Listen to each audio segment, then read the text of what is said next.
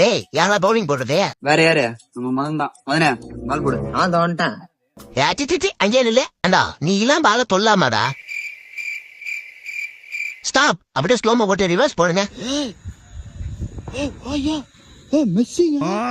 இது ஒரு ஸ்டைலு, நீ ஒரு பவுலரு. நீ பவுலிங் போற ஸ்டைல் கூட ஓகேடா, ஆனா பால் எங்கடா போடுற?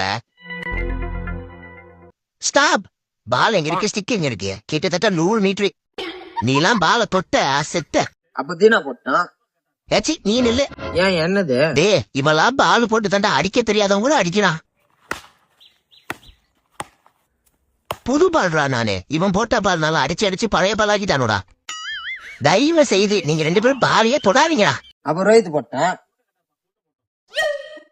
ஏச்சி நாத்த முத்து பேல நீ மட்டும் அங்கே நில்லு. ஏண்டா நீங்க யாச்சும் பாலுக்கு மரியாதை கொடுப்பீங்களா? அவன் என்ன என்னெல்லாம் பண்ணுவான் தெரியுமாடா?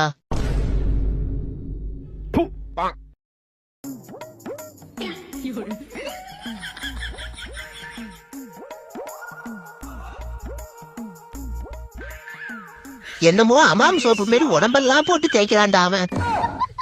நீங்களே வேணா பால் போட்டுக்கணுடா, ஆனா அந்த நாத்த முடிச்ச பேட்ட எப்படி கொடுக்காதீங்கடா. இவங்க கிட்ட நாடா பேசினு இருக்கீங்க. பால் எடுத்தமா முன்னாடி 2 தேய் பின்னாடி 2 தேய் எடுத்து போட்டமான்னு இருக்கும்.